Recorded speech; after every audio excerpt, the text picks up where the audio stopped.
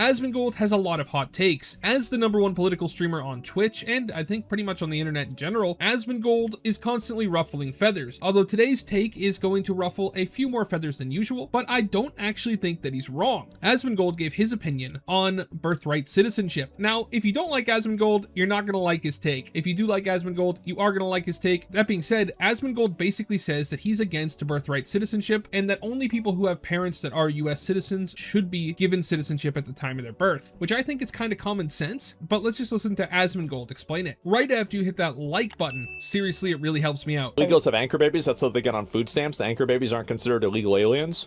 As I said, bro, they gotta get rid of that. That's obviously, in any video game, that would have been patched out. In any game. That's such an obvious fucking exploit. Such an obvious exploit. If both parents are not citizens, you should not be able to have a kid and have it be a citizen. It is crazy. If one parent's a citizen, I think sure. But if neither of them are, even if they're residents, I think that the kid should also be a resident. Citizenship should only be a birthright to citizens. But that's a conversation for another time. Fucking duh. Like, how could you not think this?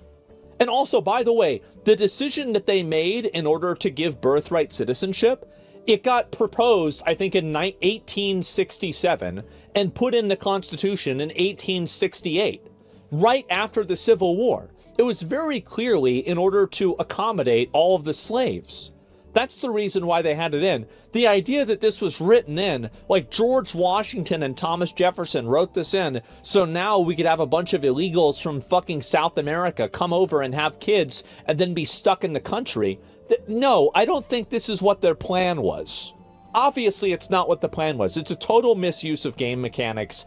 Anybody that thinks that it's not is just lying to you. Asmongold is entirely correct when he says that there's no way that the politicians at the time of the 14th Amendment being signed were intending to give citizenship to literally anybody who ever walks across the border and gives birth. I don't think that anybody could ever argue that that's what they wanted to do. It's just how it's ended up being interpreted, and I think wrongly, personally. I think that Asmongold is entirely correct when he says it's an abuse of game mechanics, and I think, you know, for a long time it went completely unnoticed because it didn't matter, right? Back in the day, people integrated into the United States, they integrated into society. Nowadays, we're not seeing that as much. You see people coming together with people from their home country and sort of forming cultural exclaves on American soil. And some of the big places you can point to with that are like Dearborn, Michigan, parts of Minnesota. There's no more integration anymore, and I think that's what's really harmed immigration policy in America. That being said, I wanted to look into what Asmongold's saying because personally I think he's right, but the Supreme Court in the past has made a couple rulings on birthright citizenship, as Trump has asked the Supreme Court to uphold restrictions that he is putting on to birthright citizenship. Trump signed an executive order saying that people who are not the children of citizens cannot be granted citizenship. Now, of course, he was obviously sued and that was, you know, struck down by the courts. And now he's asking the Supreme Court to unstrike it down, to make it possible for him to do. He wants them to take away birthright citizenship, except in the case of citizens. Something I support. I think a lot of people support. I think even it's the centrist position these days. That being said, it all comes back to the 14th Amendment. For what we're talking about today, the important part is Section 1. All persons born or naturalized in the United States and subject to the jurisdiction thereof are citizens of the United States and the state wherein they reside. No state shall make or enforce any law which shall abridge the privileges or immunities of citizens of the United States, nor shall any state deprive any person of life, liberty, or property without due process of law, nor deny any person within its jurisdiction the equal protection of the laws. Now, the important thing here is this section and subject to the jurisdiction thereof. This one line has caused a lot of problems for basically everybody, because you can argue, and people have in the past, we'll get into that in a second, that even if you're born on American soil, you're not subject to the jurisdiction of the United States, whereas on the other side, people have argued that just being in the United States means you're subject to the jurisdiction of the United States. The problem is that it's not really well defined what this part of the sentence means, and people have been arguing about it for over 100 years. The first time this was actually brought up was way back in Elk versus Wilkins in 1884. That's right, we're going all the way back to 1884. And this Supreme Court case, which we'll read the first part of the syllabus on, is basically a Native American trying to get citizenship in the United States. So let's read this. An Indian born as a member of one of the Indian tribes within the United States, which still exists and is recognized recognized as a tribe by the government of the United States, who has voluntarily separated himself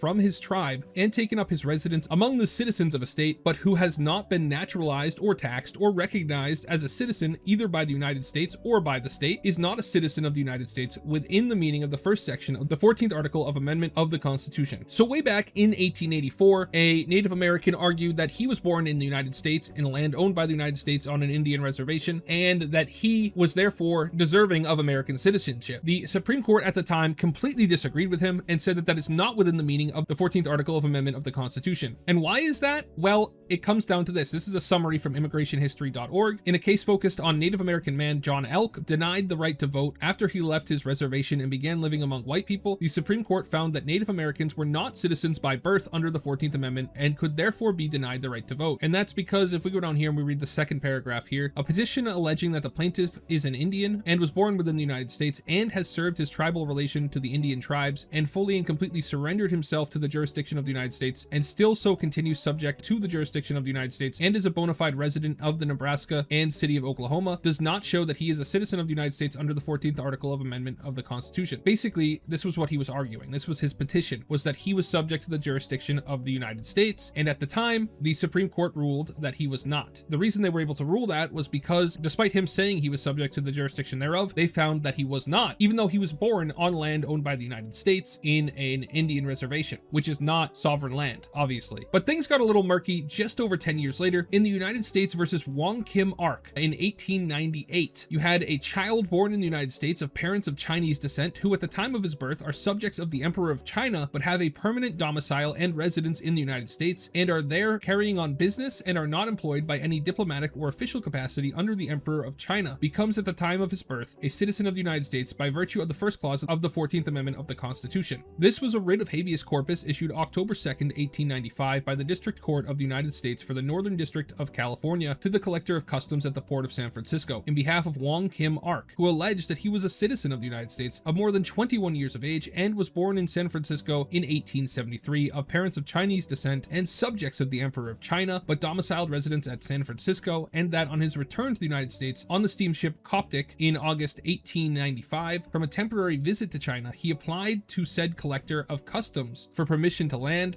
and was by the collector refused such permission, and was restrained of his liberty by the collector and by the general manager of the steamship company acting under his direction in violation of the Constitution and laws of the United States, not by virtue of any judicial order or proceeding, but solely upon the pretense that he was not a citizen of the United States. At the hearing, the District Attorney of the United States was permitted to intervene in behalf of the United States in opposition to the writ, and stated the grounds of his intervention in writings as follows: that as he is informed and believes, the said person in page 169 US 650, whose behalf said application was made, is not entitled to land in the United States or remain to be therein, as is alleged in said application or otherwise. Basically, what happened here was a guy who lived in America his whole life. He was born to permanent resident parents. He went back to China, and then when he came back into the US, he was arrested, and they tried to argue that he was not a citizen. He was able to argue successfully that he was a citizen because the Supreme Court said, and this is from immigrationhistory.org, the SCOTUS majority decision. The question presented by the record is whether a child born in the United States of parents of Chinese descent who at the time of his birth are subjects of the Emperor of China but have a permanent domicile and residence in the United States,